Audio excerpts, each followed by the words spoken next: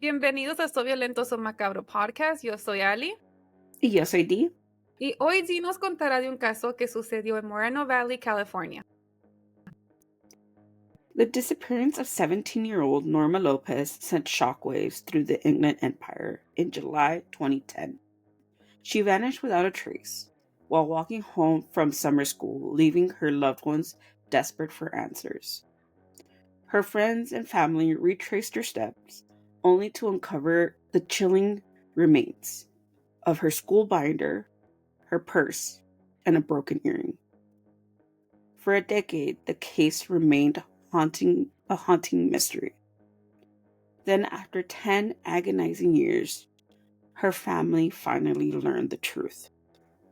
This is the tragic case of Norma López. Advertencia. La información de este caso puede ser desencadenante para algunos. Tenga en cuenta que algunos de estos casos pueden involucrar menores de edad, abuso, violación o violencia. Escuchen con precaución. Warning. The information on this case can be triggering to some.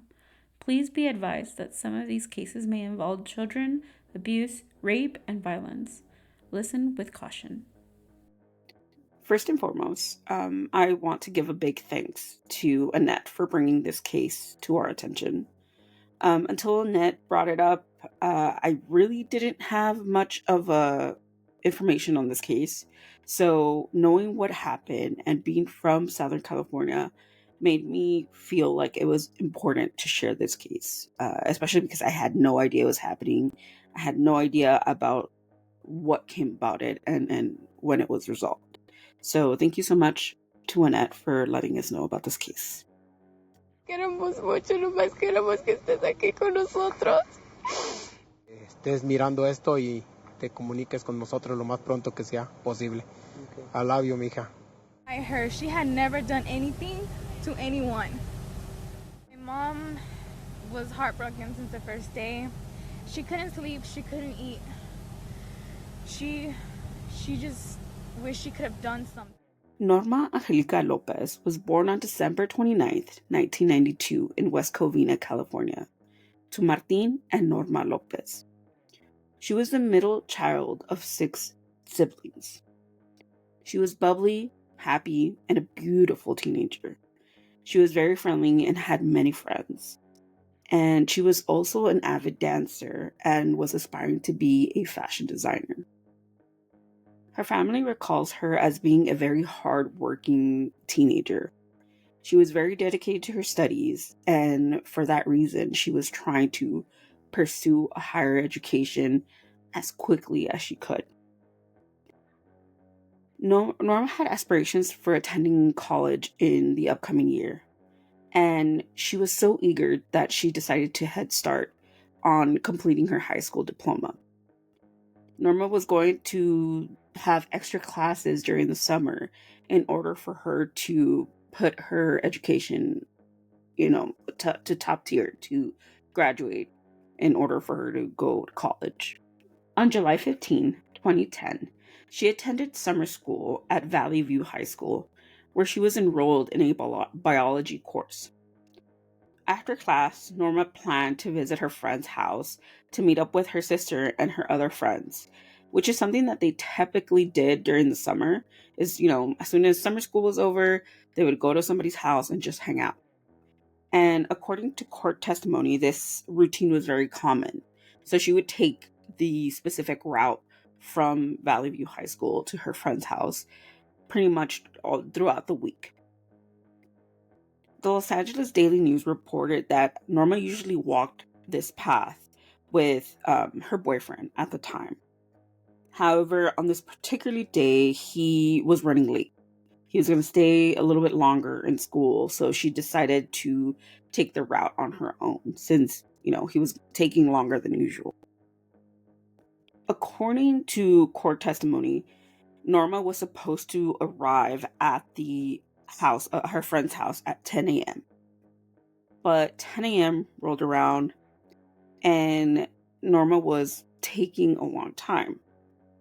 According to Norma's sister, Norma's route took her south on Creekside and then east on Quail Creek Drive. then south again onto Mill Creek Road before crossing an open field towards Cottonwood Avenue. Neighbors noted that many of the local high school students would take this path as a shortcut to get from one place of the road to another, which is usually the path that Norma took.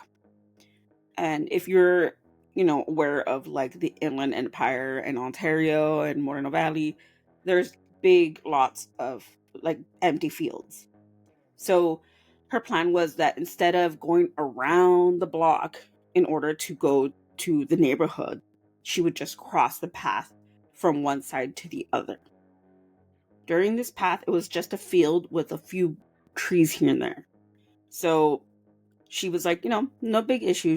She walked that road all the time. So she was like, it's no big deal. It was fine. But on July 15th, Norma never arrived to her friend's house. After waiting for hours, Sonia, Norma's sister, and their friends grew very concerned that it was very unlike Norma to be late. So they decided to retrace Norma's steps in hopes of finding her or to understand what happened and why did she come to the house. According to Sonia, when they reached the field, they discovered Norma's school binder, her purse, and a broken earring scattered on the ground. But there was no sign of Norma. Overwhelmed with worry, Sonia later recounted having a gut feeling that something had terribly gone wrong. The family reported Norma missing and began passing out flyers and did everything they could to get Norma's face out into the public. However, on July 20th, 2010, 5 days later, after Norma was reported missing, a resident was driving in a tractor mower in the large remote field when he came across human remains.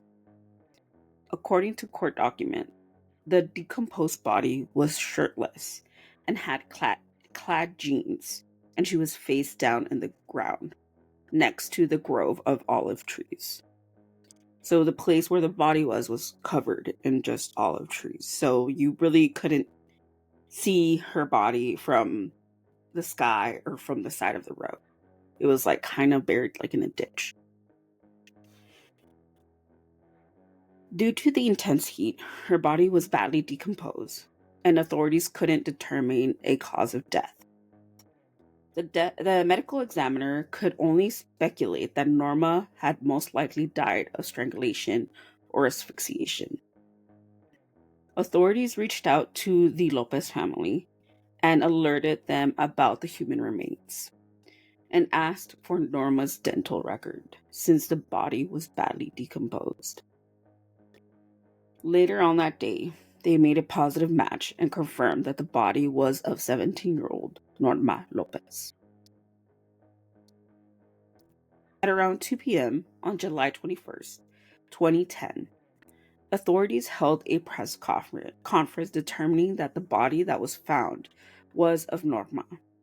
And they also announced that they had a $35,000 reward for information leading up to the arrest, or information that leads up to the arrest of whoever murdered Norma. This pretty much became a constant investigation. Both the family and authorities were on a mission to find Norma's killer. They kept, having either flyer events or vigils, anything to keep Norma's name out in the news. Even a year after her murder, they kept talking about Norma and trying to find who did this to her. During this time period, the Inland Empire also was very terrified of what happened because they didn't know who did this, if this person would attack again, and if they were even safe in their own community. Era algo como planeado, por lo que yo sé, a lo mejor vas a hablar más de eso, pero por como lo estás explicando, what a coincidence que el día que el novio no andaba con ella, it's the day that she goes missing. Yeah. So, I mean, yeah, I'll go into detail on what the authorities had speculated about it, but everybody also thought it was kind of odd that this happened the day that she wasn't with her boyfriend. Yeah. And that's why even like Norma's sisters and friends made like a video to kind of raise awareness to other teenagers and other young people in the community, to tell them, don't walk alone, because they Right. were so terrified that this would happen again. So they decided to do the buddy system. And even in the school, the first day back at school, the principal and the teachers and every staff within the Valley View High School, they created awareness about, not to walk alone, to have carpool, to just be very aware. They even had volunteers come to the school and like throughout the routes around the high school to make sure that this wouldn't happen again. Yeah. Luckily, nothing ever occurred, even a year after Norma's murder. However, on September 2011, a little over a year after Norma's body was found, DNA was lifted from one of Norma's earrings, as well as Norma's body, and they passed it through the combined DNA index system, or CODIS as it's known, to find a match. Luckily, a match was detected, and a person was identified to be 35-year-old Jesse Perez Torres. Well, when authorities ran through the record, this person had no criminal record. He had no previous accusation, nothing of those sorts. However, they found it confusing on why his DNA was in the system.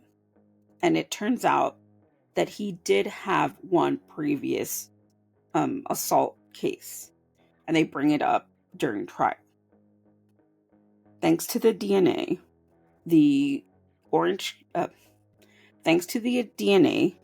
they had enough evidence to arrest Jesse Perez Torres.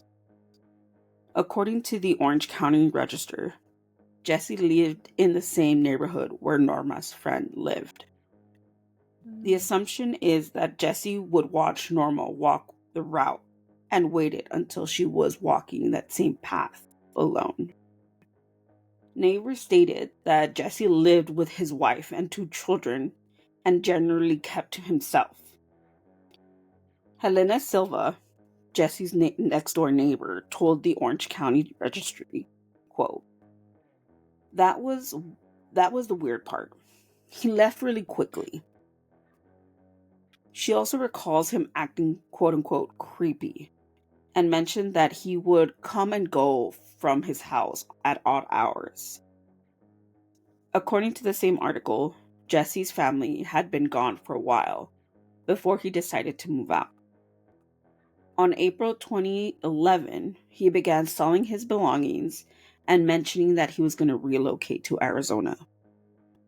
However, Jesse ended up moving back to Long Beach where he had family and left Moreno Valley.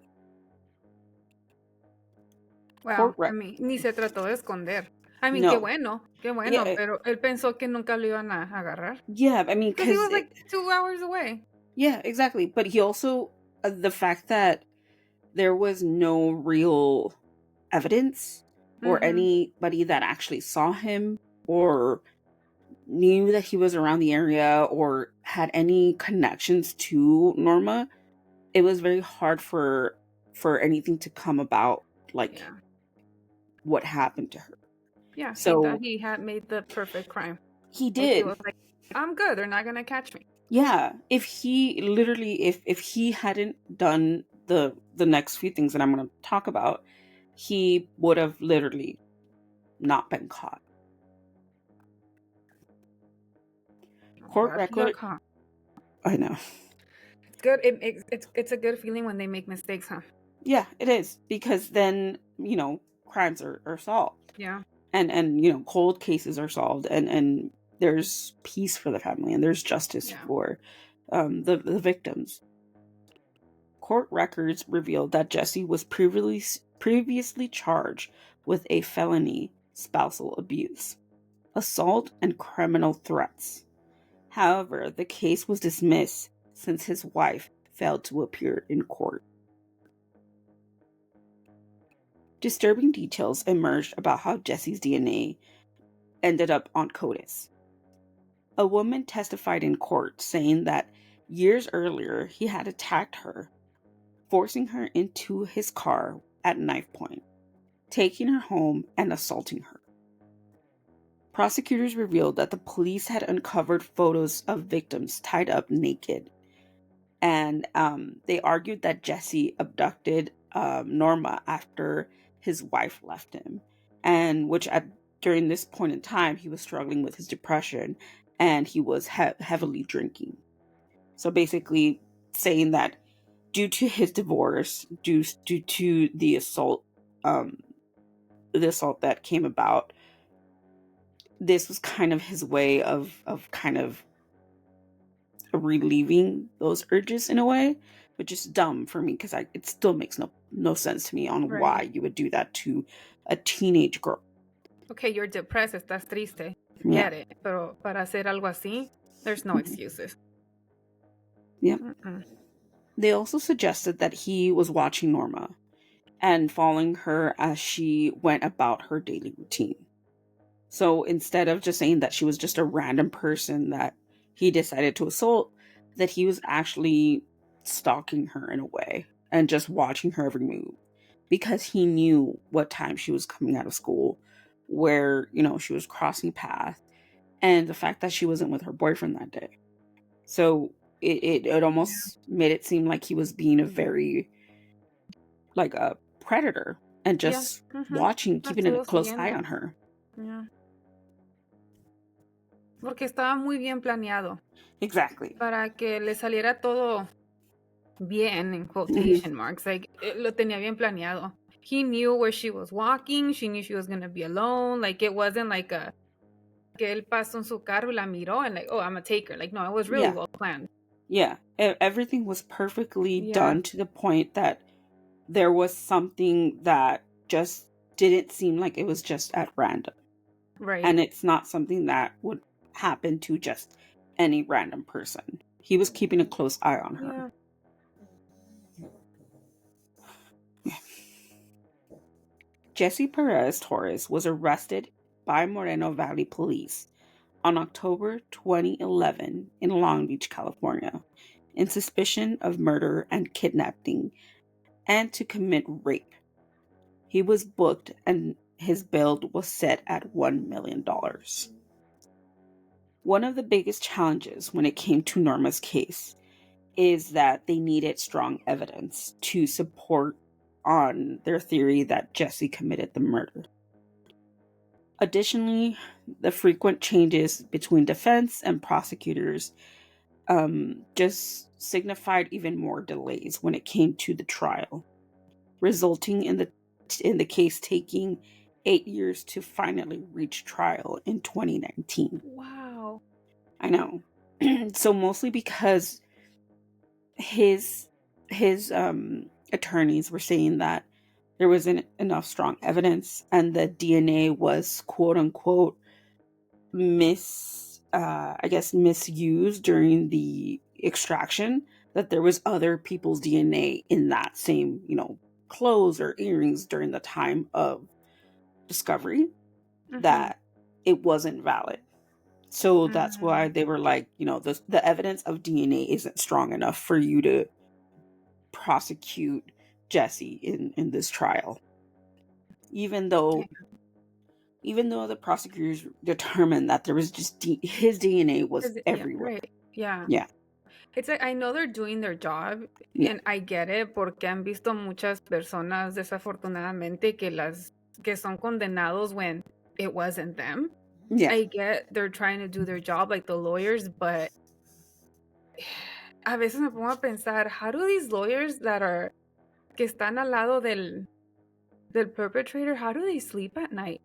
I know. Like, knowing that they have to represent them.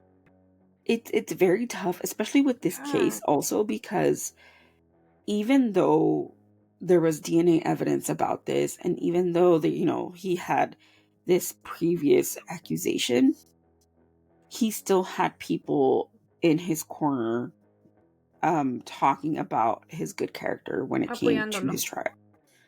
And most of those people were his family. And trying to, say like he was a good, brother. He was, he stopped everyone from fighting. He encouraged us to go to school, like all these other things. And a lot of the times they say, it's just a matter of taking the case and wanting a challenge or trying to find the good in people on why they do it. But at the same time, it's very difficult because you're just like, how can you prove DNA, in this type of situation? Right. Yeah, a veces they don't have a choice, right? Like, so they're just like, oh, you're assigned this case and here, and sometimes it's not even about defending them. It's like trying to find ¿cómo se dice? Like a plea deal or anything like that, right? It's not always like they're defending them, but it's trying to reduce the sentence. Yeah. Sometimes they're kind of forced. Yeah. Like, here's the case. And I feel like that's one of those things that we kind of have to talk to. Like, if we ever had a chance, we would have to talk to a lawyer and be like, what, like, how do you know when you want to, do this or do that, or like, can you say no? Yeah, like, can you say no? Wow. Yeah, I think it's one of those difficult situations where you're placed between following your career path or having to, work, for the other team, basically. Yeah, sí, porque imagino que si tienen su propia oficina, they can choose what case they want to take. But if they work for someone else, it's they kind of gotta like do whatever they tell them. Like, and it's at that point if they're like, I don't want to take this, and then it's your job on the line, basically, right? But it's like when you're working for someone else and that other person's telling you, no, you got to take this case. Yeah, that's hard. It's definitely hard. Yeah. On March 2019, Norma's case finally went to trial. So this was like almost 8 years or so before it actually went into trial.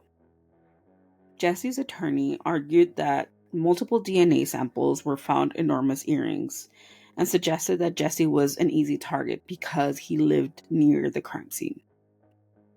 They also said that they introduced evidence that Jesse had an intellectual disability, which under Supreme Court ruling would make him ineligible for the death penalty, as it's inhumane to execute individuals with such disabilities. So basically, they were trying to get the death penalty off of the table.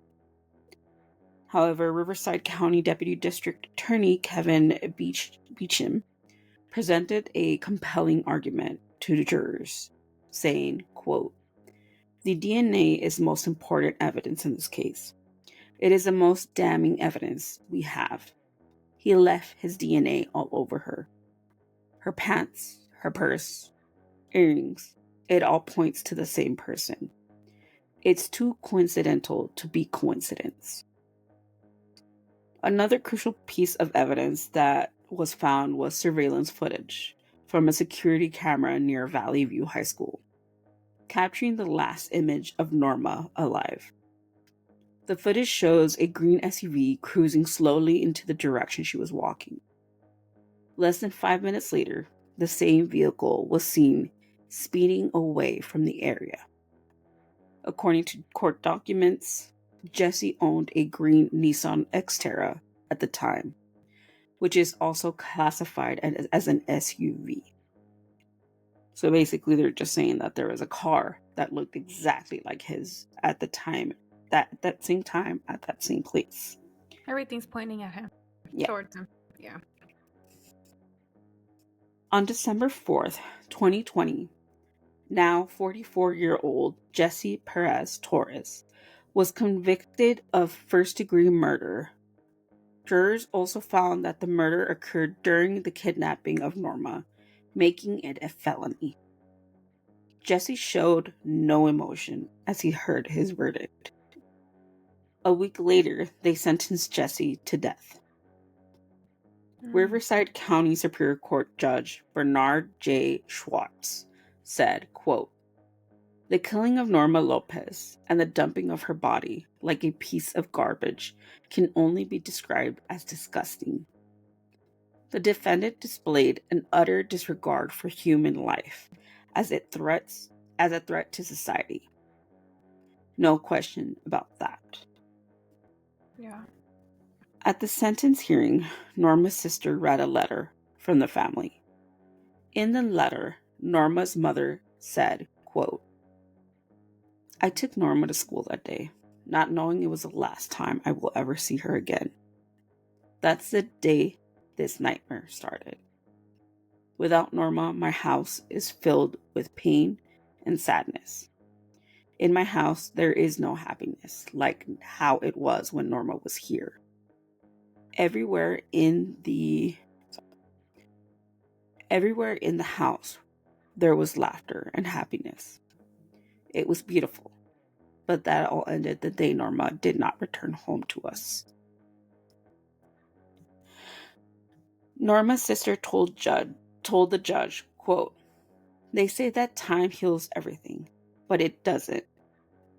We just had to learn how to go on with our lives and live with the pain, even though it isn't easy to do. Even though she isn't with us physically, I know she's always with us. There was never a day that goes by where I don't think about Norma." Norma left a long-lasting impact on the Moreno Valley community. Through her dreams of becoming a fashion designer and pursuing higher education were tragically cut short. Her influence and the hearts she touched throughout the Southern California remained undeniable. Our thoughts are with the Lopez family and friends who are still continuing to mourn the loss of Norma. This is a tragic case of Norma Lopez. Who would do this and why would he do this? What is the motive behind him? What did she do to him, you know? My heart has been broken in pieces. Knowing that I'm the oldest sister that couldn't do anything to stop this. For this evil person to do something like this to my younger little sister. And that was the case for this week. I hope that we do justice to this case. Not a lot of information was given when it came to interviews of the family or her friends. It was very kind of just what we can find. The main resource that I did find was the Press Enterprise and I think the AP Archives.